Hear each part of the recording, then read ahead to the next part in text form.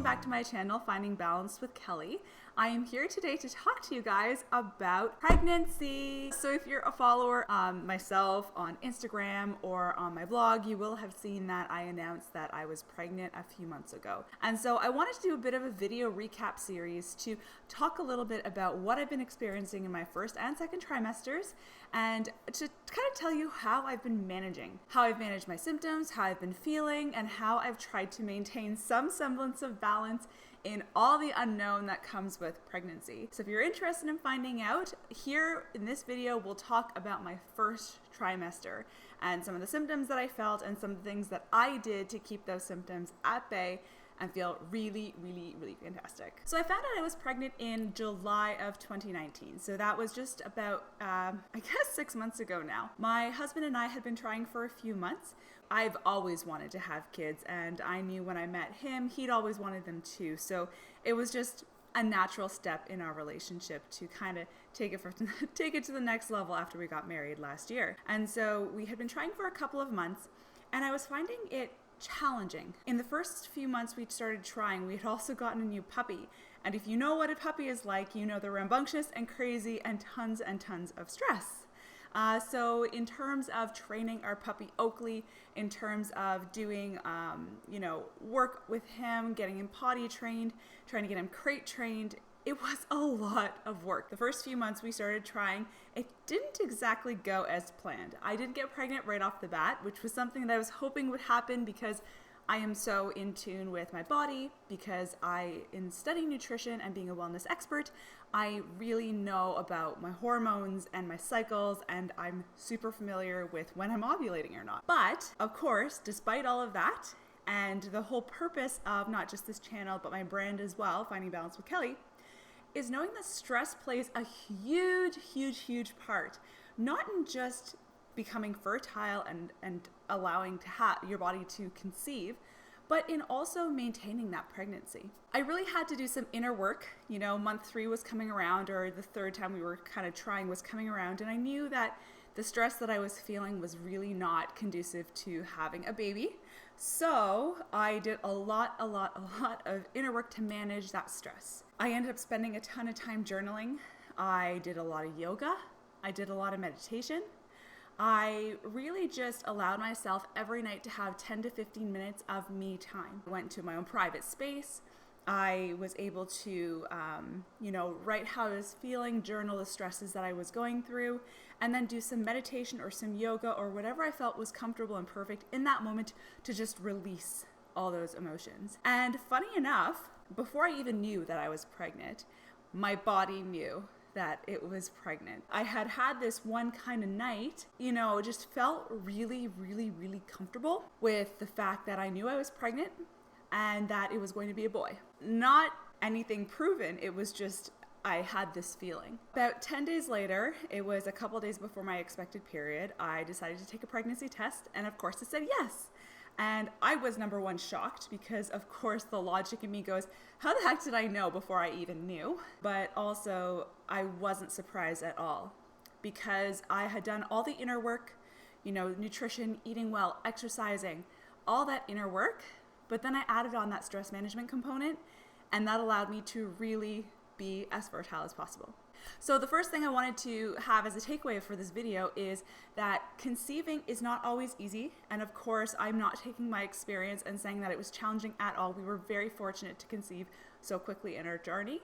But knowing that there is a lot of work that goes on behind the scenes in order to make your body and make your mindset perfect for pregnancy and conception. And the second is managing those first trimester symptoms. So of course, as most people know, it's typically not advised to tell people before 13 weeks, just simply because the rate of miscarriage is higher. Of course, anyone can do what they want, but I really felt like I didn't want to tell anybody until at least 13 to 14 weeks. But the problem with that is in those first few months, you get so many uncomfortable symptoms. The one symptom that I had challenges with was morning sickness, and I did not have the vomiting kind of morning sickness. I was very lucky, but I did have nausea 24/7, all day, throughout the day for about 3 to 4 weeks. And during that time, I could not eat anything remotely healthy. Vegetables, completely out. Fruits, meh, I could have apples. Carbs, yes,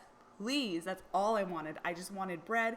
I wanted pasta. I wanted nachos. I wanted cheese. Like, bread and cheese was the match made in heaven for me, and that was all I could eat in my most of my first trimester. As a nutritionist, of course, I see that and I kind of panic a little bit, because I know that it's important to balance your body and your blood sugar with things like fiber and things like vegetables and things like proteins. But when I'm eating white refined carbs over and over and over again, I'm not balancing my diet, which is not good for me and not as good for the baby. However, because it was my body that was craving these things, I decided to get rid of all those sort of high stress nutritional rules that people put around proper nutrition and just go with what my body felt was right. For me, it felt right to eat those foods. So I just trusted in myself that I knew what I was doing, and I did. Fortunately now I don't have as many of those issues. I do still have carb cravings, but I eat a lot more vegetables and I eat a lot more of a well-balanced meal. So I knew it was temporary, and I just wanted to trust myself and let myself enjoy.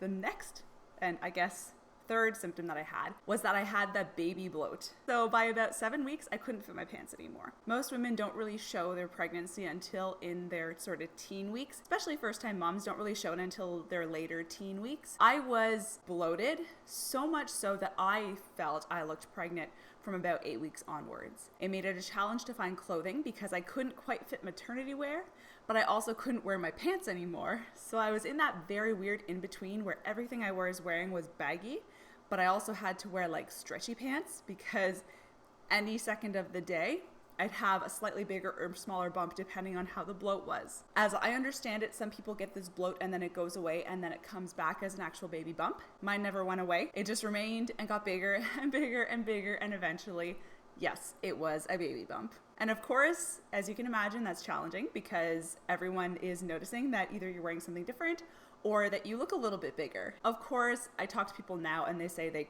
didn't have any idea anything was any different. However, I know I could tell, and if I had seen somebody behaving and acting the way that I was, it would have been a surefire giveaway.